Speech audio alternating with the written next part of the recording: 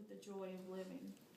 Lila Jane, Tyler's 2-year-old niece, whom he loved so much, was so proud to carry her around, play with her, and rock her as a wonderful little girl, and she gives us all so much joy. It is not right that Lila Jane will not be able to grow up with Uncle Ty looking out for her, loving her, playing with her, and just being part of her life.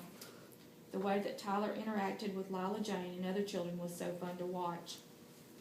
He was the perfect uncle and would have been the perfect father. Our entire family has been affected by Tyler's death. My parents, who are in their 70s, and Chuck's father, who is in his 80s, have been devastated by our loss of Tyler. It hurts me tremendously to see them suffer.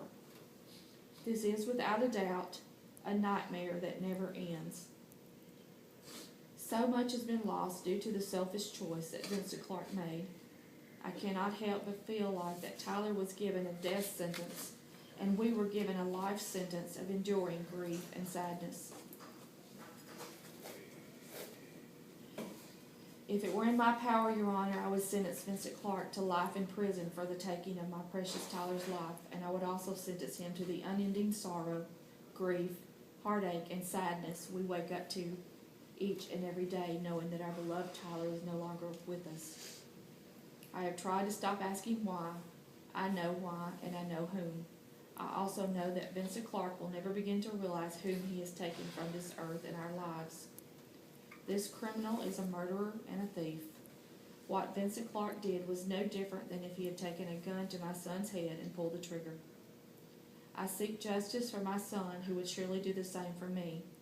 I asked Your Honor not to let Tyler, who truly believed in the justice system, down as you consider Vincent Clark's sentence. This man must never be allowed to do this to anyone else or to anyone else's family again. No one has a selfish right to drive incapacitated and murder someone. Tyler was the type of person that would take a bullet for his loved ones. I truly believe that he would, and I believe that he did actually take a bullet for someone else that February 3rd, 2012 morning at 7:40 a.m. Lucas Haley himself said he thought Tyler tried to shield him.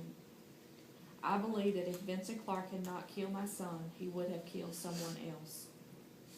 Tyler and Lucas were simply on their way to their classes at APSU. They were trying to fulfill their dreams of getting their college degrees and having a cattle farm together with Matt Barnett. His dream will be fulfilled through me and the rest of the family. Tyler left a legacy of loving kindness. Tyler loved his family, his friends, his dog Shiloh, his job, his AGR brothers, his classes at APSU, and his life, no matter what struggles he had with his health. Tyler did nothing wrong. Tyler should be here with us. I should not have to speak about my son in the past tense. I am a lesser person because my son is gone. I will mourn and weep for Tyler every second of every day that I live. I would love to have my smiling, happy-go-lucky son back.